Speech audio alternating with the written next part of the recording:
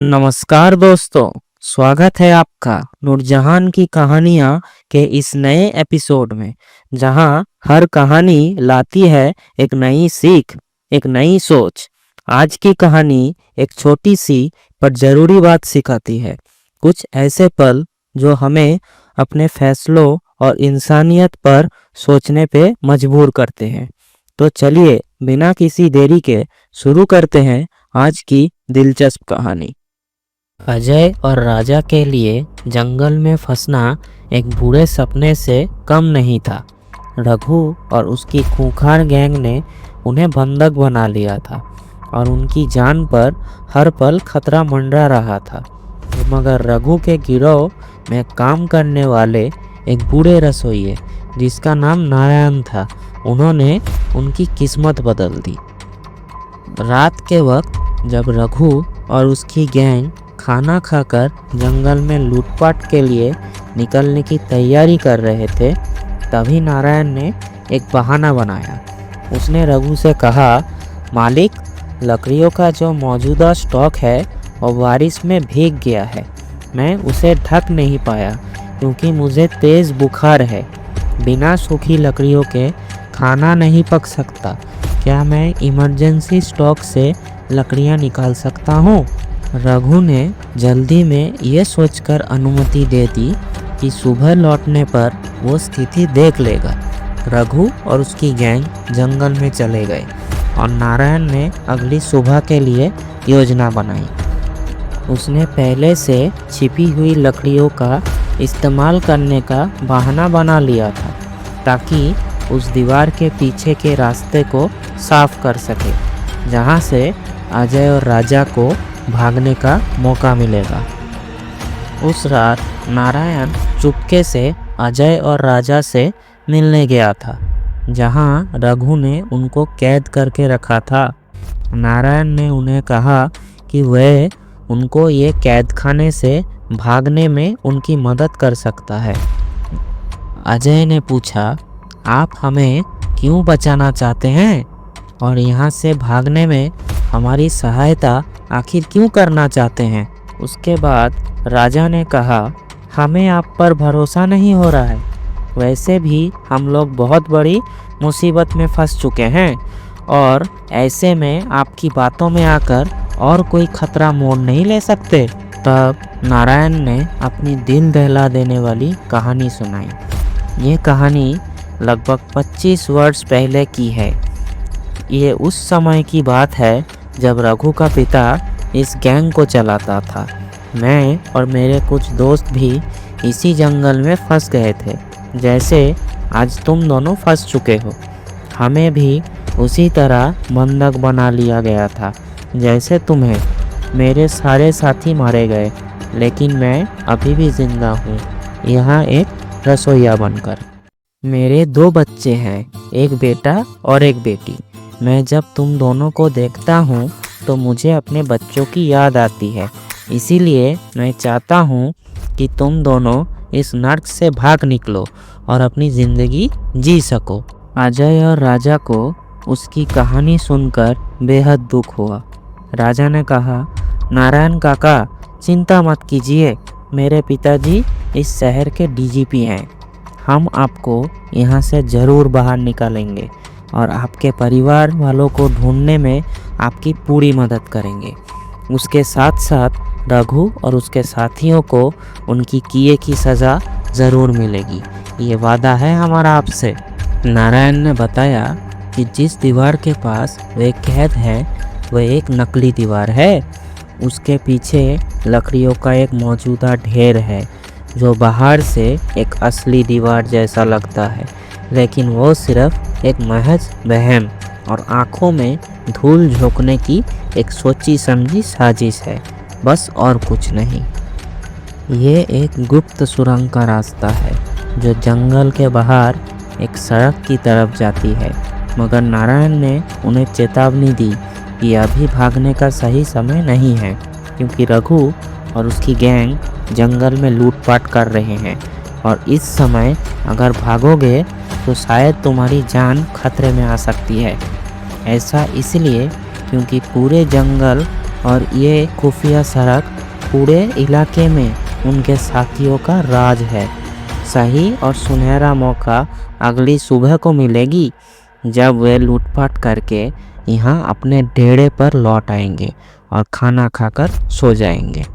अगले दिन नारायण ने अपने प्लान पर अमल किया। उसने सुबह के खाने में रघु और उसकी गैंग के लिए नींद की दवा मिला दी ताकि वह गहरी नींद में चले जाए। इतना ही नहीं, उसने खुद भी वही खाना खाया ताकि अगर भविष्य में कोई शक हो तो वह भी सुरक्षित रहे।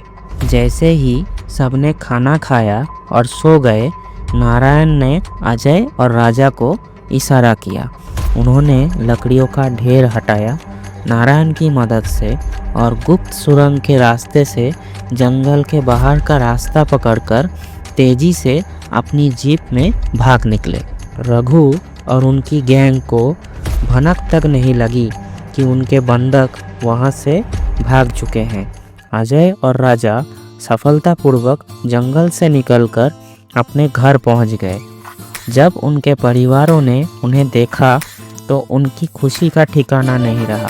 राजा के पिता, जो एक बहुत बड़े पुलिस अफसर हैं, उन्होंने तुरंत ही अजय और राजा से बातचीत की और पूरी कहानी सुनी कि क्या हुआ था उनके साथ। अजय और राजा से बातचीत करने के बाद राजा के पिताजी ने ये फैसला लिया कि अजय और उसके माता पिता भी अभी उनके यहाँ ही ठहरेंगे और उन दोनों से कहा कि घर से बाहर मत निकलना और किसी को कानों कान खबर नहीं पड़नी चाहिए कि तुम दोनों सही सलामत घर लौट आए हो।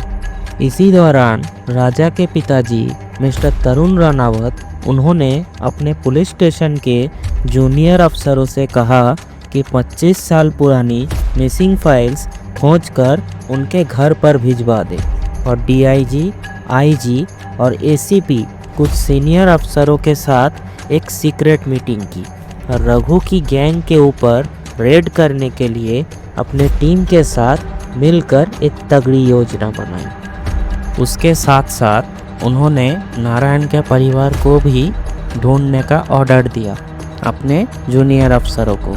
ये एक सीक्रेट मिशन है ताकि नारायण सही सलामत अपने घर लौटकर आ सके।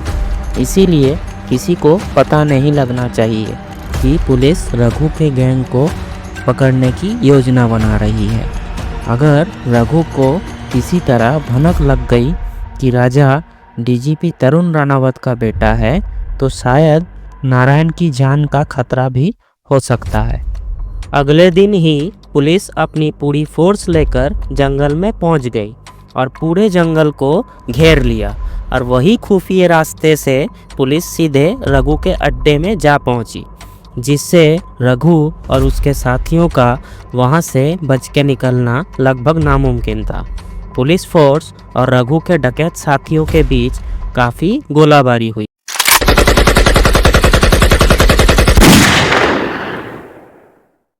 रघु के कई साथी मारे गए और कुछ घायल भी हो गए थे और आखिर में रघु और उसके कुछ साथियों को पुलिस गिरफ्तार करके ले गई। उसके बाद पुलिस ने पूरे जंगल को सील कर दिया और रघु के द्वारा लूटपाट की गई सारे सामान, जिसमें हज़ारों लाखों पैसे और काफ़ी सारे जेवरात भी जब्त किए गए पुलिस के द्वारा। उन्होंने नारायण को सही सलामत उनके घर भेजने का इंतज़ाम किया। नारायण की पत्नी, जो उस टाइम थोड़ी सी बीमार थी, वो अपनी पति को जिंदा और सही सलामत देखने के बाद वे खुशी से रो पड़ी। नारायण की पत्नी काफ़ी समय से अपने पति के लौटने का इंतज़ार कर रही थी। जब नारायण अपने परिवार से मिला, वो पल भावुक और अविस्मरणीय था। उसकी पत्नी ने उसे गले लगाया और उनके दोनों बच्चे, जो अब बड़े हो चुके थे, वो भी अपने पिता से मिले। राजा के पिता ने सरकार से निवेदन किए कि नारायण को सम्मानित किया जाए, क्योंकि उन्हीं की वजह से उनके बेटे राजा और अजय की जान बची थी और इतनी बड़ी खूंखार गैंग को पकड़वाने में नारायण ने अपनी जान को जोखिम में डालकर इन लोगों को वहां से भागने में मदद की थी और पुलिस को एक सुराग मिला। काफ़ी सारी मिसिंग रिपोर्ट और लूटपाट की कंप्लेन आ तो रही थी, पर इसके पीछे रघु का ही हाथ था वो किसी को पता नहीं चल रहा था, क्योंकि वो तो बहुत शातिर और खूंखार इंसान था। अपने पीछे कोई सुराग भी नहीं छोड़ता था। पुलिस ने पूरी कार्रवाई की रघु के खिलाफ और हाईकोर्ट ने रघु और उसके साथियों को इतने सारे गुनाह, खून, डकैती के लिए फांसी की सजा सुनाई। सरकार ने नारायण को एक बड़ा इनाम और सम्मानित जीवन देने का फैसला किया। जिस दिन रघु की फांसी हुई उसके अगले दिन एक बड़ा सा रिकॉग्निशन प्रोग्राम अरेंज किया गया था, जिसमें चीफ मिनिस्टर साहब, शहर के मेयर और भी बहुत सारे जाने माने हस्तियां भी मौजूद थे इस प्रोग्राम में। सरकार ने नारायण को इनाम के तौर पर 10 लाख रुपए का चेक दिया और साथ साथ नारायण के बेटे को एक अच्छी सी सरकारी नौकरी भी दिलवाई। इस कहानी से हमें दो सीख मिलती है। पहला, ये सीखने को मिलता है कि कभी कभी जिंदगी में एक नेक काम किसी की पूरी दुनिया बदल सकती है। चाहे हालात कितनी भी मुश्किल क्यों ना हो, इंसानियत और दूसरों की मदद करने का जज्बा हमेशा अपने अंदर जिंदा रहना चाहिए। और दूसरी सीख ये है कि कभी भी अपने परिवार वालों से झूठ बोलकर कहीं भी जाना नहीं चाहिए। घर वालों को पता होना चाहिए कि उनके बच्चे कहाँ जा रहे हैं, ताकि जो दुर्घटना नारायण, अजय और राजा के साथ हुआ था वो किसी और के साथ ना हो। अजय और राजा की किस्मत बहुत अच्छी थी कि नारायण जैसे नेक दिल इंसान उन्हें मिले। इस कहानी में नारायण का त्याग और उसकी मानवता देखने को भी मिलती है, जिसने अपनी तकलीफों के बावजूद अजय और राजा की मदद की और उन्हें एक नई जिंदगी दी और हमें ये सीख दी कि जिंदगी में कभी भी किसी का एहसान भूलना नहीं चाहिए।